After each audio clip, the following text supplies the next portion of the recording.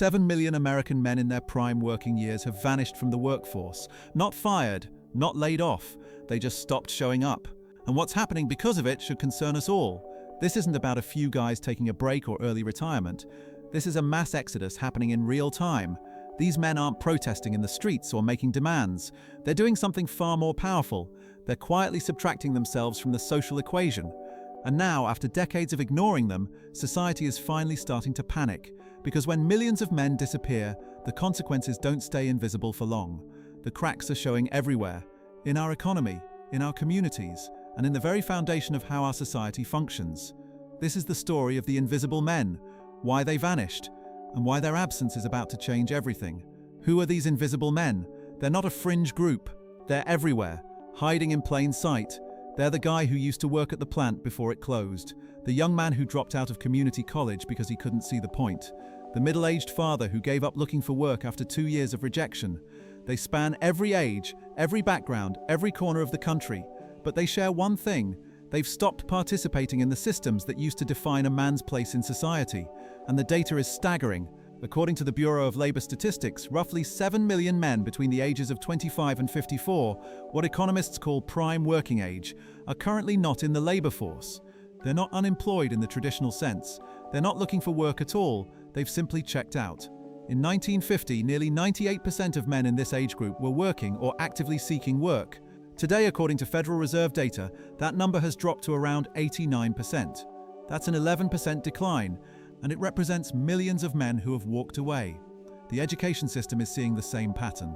Pew Research reports that for every 100 men enrolled in college today, there are 132 women.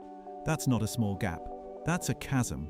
Since 2011, according to the National Student Clearinghouse, more than 1 million fewer men are enrolled in higher education compared to a decade ago, even as the population has grown. Men aren't just lagging behind, they're disappearing from campuses entirely. And it's not just work and school. The retreat extends into family and relationships. Census data shows that men in the bottom half of the income distribution are far less likely to get married or form stable long-term partnerships than they were 40 years ago. The marriage rate for men without a college degree has collapsed. In many communities, a generation of men is growing up disconnected, not just from work, but from the anchors of family and community that used to give life structure and meaning. This isn't a blip, this is a fundamental shift. These men aren't temporarily down on their luck. They've made a choice, conscious or not, to stop playing a game they feel they can no longer win. They've become invisible by design, fading into the background of a society that for a long time didn't even notice they were gone. But now the absence is impossible to ignore. So why is this great withdrawal happening right now? It wasn't one single thing, but a perfect storm created by three powerful forces hitting all at once.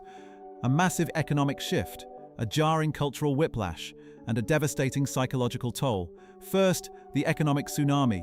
For most of the 20th century, a guy could graduate high school, get a union job at the local factory or in a skilled trade, and be pretty confident he could have a stable career and support a family. That deal has been taken apart piece by piece. The collapse of manufacturing from automation and outsourcing was a body blow to traditional male jobs. And these weren't just jobs, they were identities. They gave men respect and a steady paycheck. So what replaced them? For men without a college degree, the new jobs are often in the service sector or the gig economy, unstable, lower paying, and with few if any benefits. According to Economic Policy Institute analysis, real wages for men without a 4-year degree have fallen dramatically since the 1970s and 80s. This isn't just about buying power, it's about the value of the work itself. When you feel like society no longer values your labor enough to pay you a living wage, your motivation to even show up craters. It's not just that the jobs left, it's that the promise society made to these men, work hard and you'll have a life of dignity, was broken. The second force is cultural whiplash. While the economy was transforming, so were our social rules. The rise of women in the workforce and in college is, without a doubt, one of the great success stories of our time. But this rapid change left a lot of men disoriented.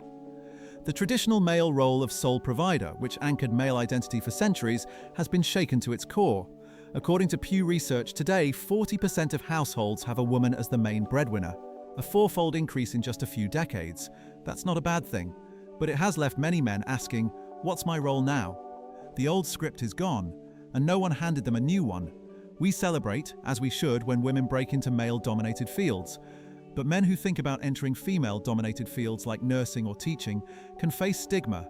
Many are left feeling like extras in their own lives, their struggles ignored in a culture focused on other stories. This can lead to a deep sense of purposelessness, a feeling that the world is moving on and it doesn't really care if they're left behind. And that brings us to the third and maybe most destructive force, the psychological toll. Cut off from work and a clear social role, millions of men are falling into a silent epidemic of loneliness, anxiety, and despair. Men are notoriously bad at asking for help with mental health, often because of that old stigma that says vulnerability is weakness, so they struggle alone, in silence. This isolation is a breeding ground for what economists Anne Case and Angus Deaton call deaths of despair. This is the horrifying rise in death rates among men from suicide, drug overdoses, and alcohol-related disease. According to the CDC, men are nearly 4 times more likely than women to die by suicide. They account for over 70% of opioid overdose deaths in many areas. This isn't just a health crisis. It's the tragic final act of a crisis of meaning. Research shows that long-term unemployment is brutal for anyone's mental health, but it is uniquely scarring for men whose identities are often so wrapped up in their work. When you mix a broken economic promise with a confusing cultural map and a silent mental health crisis, you get this perfect storm. You get millions of men who are not just unemployed, but completely adrift. They aren't just invisible to society. Many are starting to feel invisible to themselves. We're getting into a topic that affects the very foundation of our society. And if this is hitting home, it's because you see the truth in it. This conversation is too important to keep in the dark. To help us keep asking these tough questions, take a second to subscribe and turn on notifications. Your support is what lets us do this work. And now let's look at what happens when this quiet crisis starts to boil over. The withdrawal of millions of men isn't a small problem that only affects them. It's a crack in the foundation that threatens to bring the whole building down.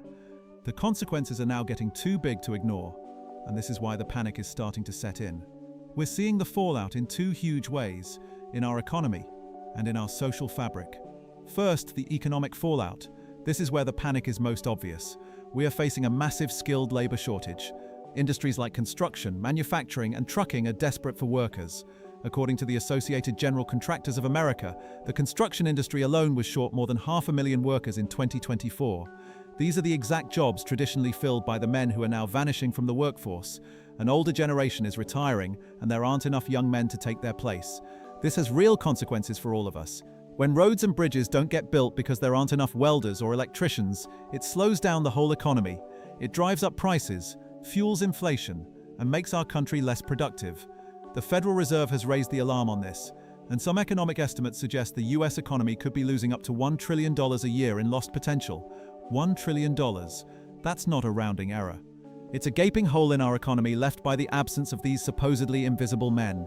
It also puts a huge strain on our social safety nets. Men who aren't working aren't paying taxes, and many may end up on disability or other programs, increasing the burden on the whole system. But the economic cost might be nothing compared to the social fracture. The withdrawal of men is tearing at the seams of our communities. Historically, a society with a large number of disengaged, single, and idle young men is a society prone to instability. The impact on the family is immediate. As we saw, men on the economic margins are less likely to get married or form stable partnerships. This directly feeds into declining marriage rates and a rise in single-parent households, which research links to higher child poverty rates. The breakdown of the family isn't a private issue. It's a public one with far-reaching consequences. This retreat also leaves a vacuum in our communities. Men who are plugged into work and family are also more likely to be the guys who coach Little League, volunteer, and form the backbone of local groups. When they pull back, community life withers. Even more concerning, this feeling of being left behind makes these men vulnerable. They feel like mainstream institutions don't listen to them. So they start listening to fringe voices that promise to restore their lost sense of purpose and masculinity. The rise of the angry, divisive manosphere online is a direct symptom of this crisis. It's what a desperate search for answers looks like in a world that doesn't seem to offer any. We are creating a large, disconnected, and increasingly frustrated group of people. And that is a very unstable foundation to build a future on. But let's stop talking in abstractions for a moment. Let's look at what this actually looks like on the ground in real communities across America. Because the Invisible Men crisis isn't just a collection of statistics, it's destroying real places and real lives. Drive through the Rust Belt towns in Ohio, Pennsylvania, Michigan, and you'll see the physical evidence everywhere. Factories that once employed thousands now sit empty. Windows broken, weeds growing through cracked parking lots.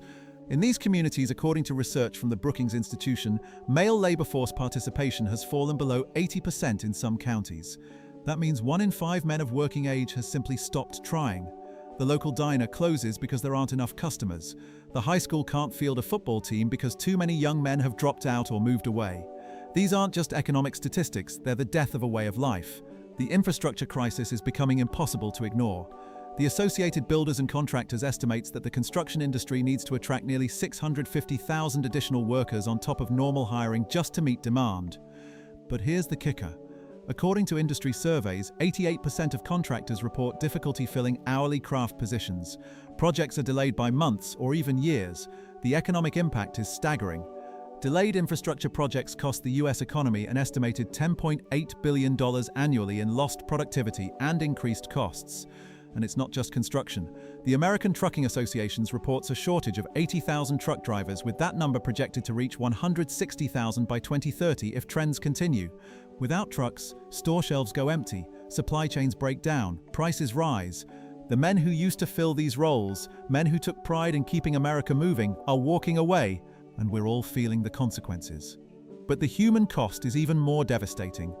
The loneliness epidemic among men has reached crisis levels. According to a 2021 survey center on American Life study, 15% of men report having no close friendships at all, triple the rate from 1990. These aren't just lonely guys sitting at home. These are men spiraling into depression, substance abuse, and hopelessness with no one to turn to. In Appalachia and rural America, the opioid crisis has hit men particularly hard. Counties that lost the most manufacturing jobs saw the steepest increases in overdose deaths among men, according to research published in the Journal of the American Medical Association. The pattern is clear and brutal. When men lose their economic purpose, they often lose their will to live. In some small towns, the local funeral home is one of the few businesses still thriving. Emergency rooms report treating the same men over and over for overdoses, each time bringing them back from the edge, knowing there's no real support system waiting for them when they leave. These communities aren't just economically depressed, they're psychologically devastated. And here's what makes this even more tragic. Many of these men want to work, they want to contribute, but they've been rejected so many times, or they've watched their fathers and uncles get discarded by companies that no longer value loyalty, that they've simply given up. The social contract that said if you work hard and play by the rules, you'll be okay, has been shredded. And once that trust is broken, it's incredibly hard to rebuild. The invisible men aren't invisible because they want to be. They're invisible because we stopped seeing them. And now entire communities are paying the price for our collective blindness.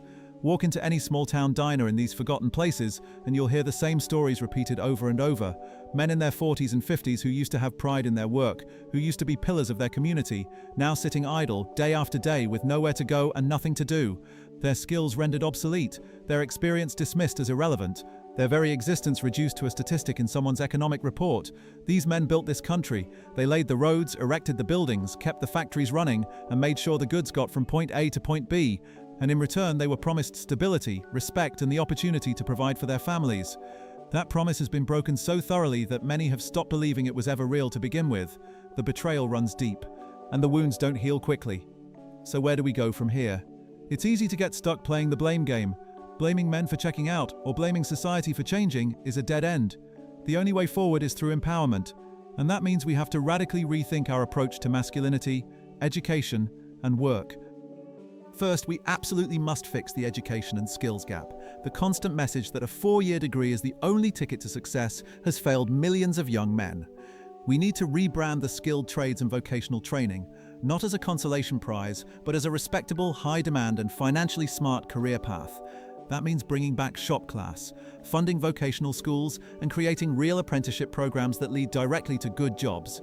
Germany's dual education system, which combines classroom learning with paid apprenticeships, has youth unemployment rates far below ours. We can learn from that. Investing in the skills our economy is screaming for, welding, plumbing, electrical work, advanced manufacturing, HVAC, gives men a straight line to a stable career and a renewed sense of competence. These aren't dead-end jobs. Skilled tradesmen can earn $60,000 or more annually, often without the crushing student debt that comes with a 4-year degree. We need to make this path visible and valued again. We need high school counselors who champion vocational training with the same enthusiasm they reserve for Ivy League applications. We need parents who see their sons entering the trades as a cause for pride, not disappointment. Second, we have to tackle the mental health crisis head-on. The stigma around men's mental health is a silent killer. We need to make it normal to talk about it and make support easy to get. That means putting mental health services in schools and workplaces, promoting telehealth options for privacy, and funding support groups where men can actually talk to each other. Organizations like the Men's Sheds movement, which started in Australia and is spreading globally, create spaces where men can work on projects together while naturally opening up about their struggles. It works because it doesn't force vulnerability. It creates an environment where it can happen organically. We need a cultural shift where taking care of your mental health is seen as a sign of strength, not weakness. Athletes and veterans speaking openly about their mental health struggles are helping to change this narrative. But we need more. We need it normalized in every workplace, every community center, every church and social organization. We need fathers teaching their sons that it's okay to ask for help, that reaching out when you're struggling isn't a failure, but an act of courage. Third, we have to help build a new vision of masculine identity and purpose. The old model of the stoic lone wolf provider just doesn't fit the modern world. Empowering men isn't about turning back the clock. It's about giving them the tools and the permission to build new, meaningful identities. It means valuing their role as an engaged father, a committed partner, or a pillar of the community just as much as we value their paycheck. It means creating a culture where a man's worth isn't measured just by his salary, but by his character and his contribution to the world around him. This requires honest conversations about what healthy masculinity looks like in the 21st century. It's not about rejecting traditional masculine virtues like strength, courage, and responsibility. Those are valuable. Those matter.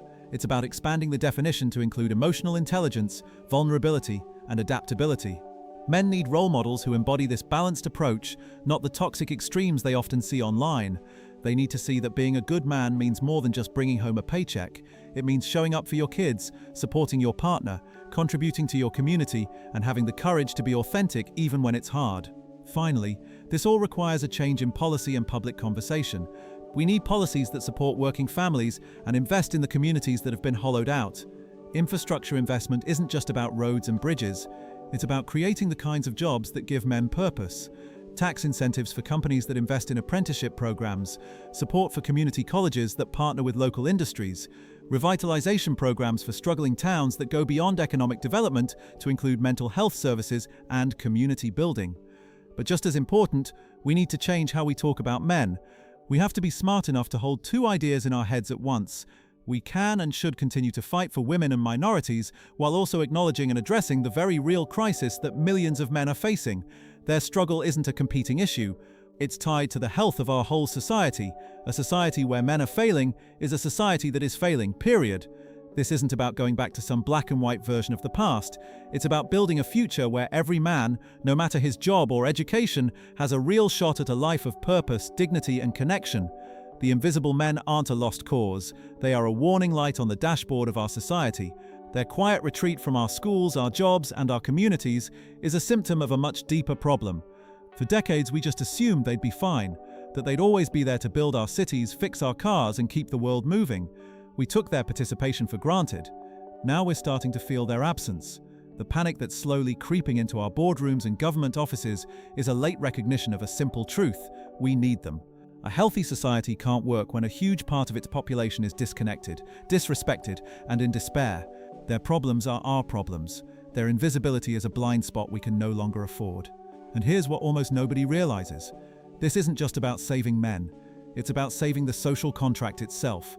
When any group feels systematically excluded from opportunity and dignity, the entire system becomes unstable. The invisible men are showing us where our society is broken, and fixing it benefits everyone. The challenge isn't to force these men back into a world that broke its promise to them. It's to build a world where they have a reason to show up again, a world that values their work, supports their health, and gives them a sense of purpose. And the first step is the simplest and the hardest: to finally, truly see them.